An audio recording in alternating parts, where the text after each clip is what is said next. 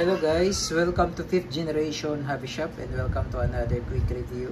Magre-review tayo ng isang pistol, airgun pistol. Shoutout po natin si Sir Jonathan. So this is the Umarex Glock 19 Gen 3 airgun pistol. So bali, yung nakikita nyo po dyan, yan po yung kanyang bala. Yan, 4.5mm steel ball yan. Yan, dinidikit siya sa magnet. Ito po ay isang magnet.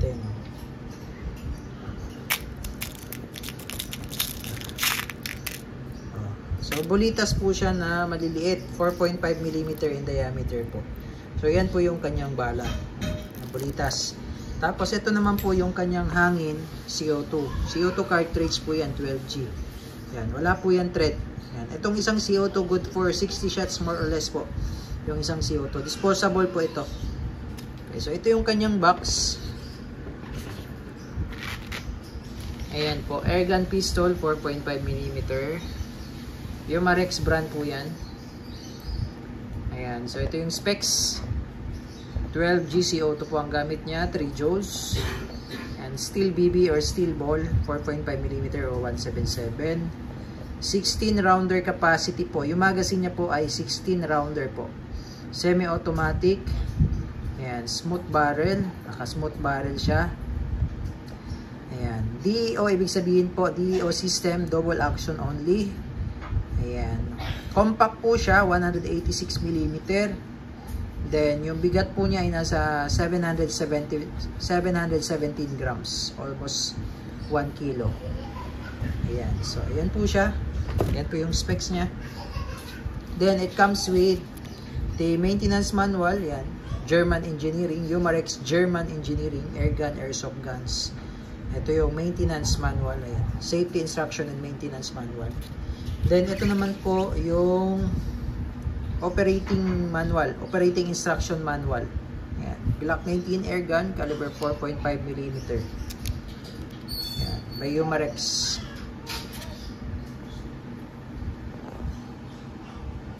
Okay, now ipapakita ko po sa inyo yung loading system ng Glock 19 na ito. Ito po ay non-blowback. Non-blowback po siya. So, ibig sabihin po, kapag non-blowback, etong slide na to, hindi po to gumagalaw. Steady lang po siya. Unlike dun sa mga blowback po, yung realistic talagang gumagalaw yung slide. Pag pumuputok ka, gumagalaw po yung slide. Nagre-reciprocate. Ito po, wala po siyang reciprocation kasi non-blowback po siya. So, hindi mo rin siya makakasa. Ayan. Ang kagandaan naman po sa mga non-blowback, less po ang maintenance at mas malakas siya compare sa blowback. Mas malakas po ang mga non-blowback. Okay? So, ito po yung kanyang magazine. Papakita ko lang sa inyo. Kagandahan ng magazine niya, hindi katulad ng magazine nung, ano ba yung ganito klaseng magazine? Ano yata yun eh. Okay. So, kung napapansin nyo po yung previous na review namin doon sa HPP, yung magazine ng HPP plastic. Pero ito, bakal na siya. Ayan. May marking siya ng .177. So, bakal na po yan. Pinaka-magazine. Yun yung kagandahan niya kasi bakal na yung magazine. So, ito yung kanyang magazine. Yan. 16 rounder po yan. Yan. Ang loading naman po ng CO2 andito po. Yan. So, dito po ang loading ng CO2. So, itong pinaka tawag nito, yung pinaka backstrap niya, andito na po yung allen. So ito yung paghigpit dito eh. Ito yung gagamitin. So hindi mo na kailangan, 'di ba, yung ibang model nakabukod yung allen, no. So minsan nawawala pa yung allen. So ito, kagandahan nito, dito na siya sa may backstrap. So dito yung loading ng CO2. Tapos ito yung higpitan. Ayan. I-allen mo lang siyang ganyan.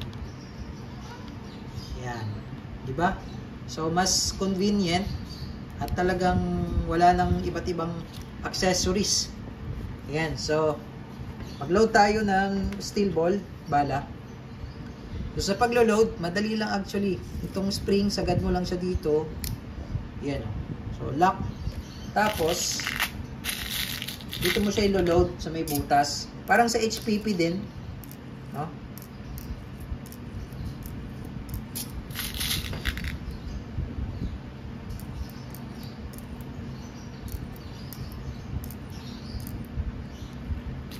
Yan. Tapos release mo lang yung spring. Yan. So, ganun lang siya. And then, load tayo ng CO2. So, ito po may kasama na tong oil, silicone oil. Pag binili, so ito papatakan lang natin ng oil. Yung pinaka bulb dyan, ayan, yung makikita nyo po dyan na kulay green. Ayan, ito yung CO2. Load lang natin. So, kailangan po siyang mag-fit. So, luluwagan lang natin yung screw.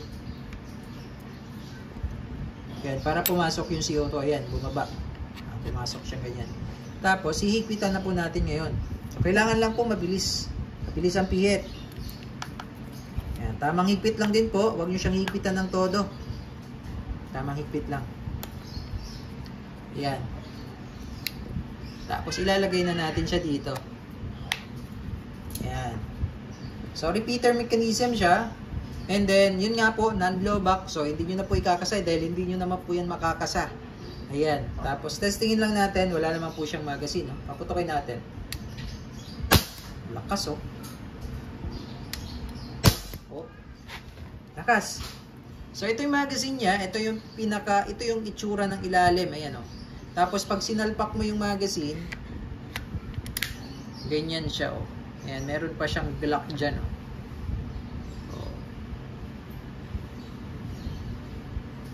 Ayan. So, ito po ay Glock 19 Gen 3 po. Non-blowback airgun pistol CO2 powered steel ball. Ayan. So, testing po natin.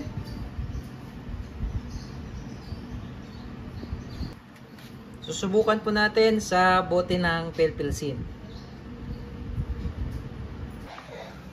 Testing Umarex Glock 19 Gen 3 airgun pistol CO2 powered steel ball non-blowback pistol.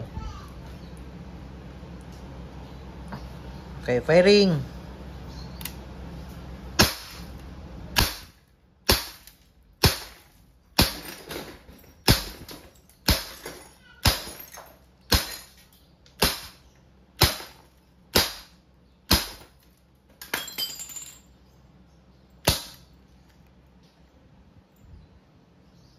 Okay, so nadurog.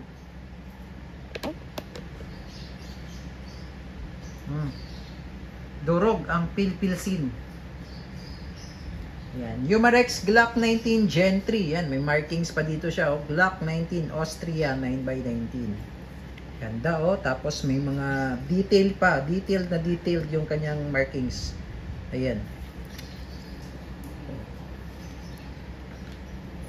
Thank you.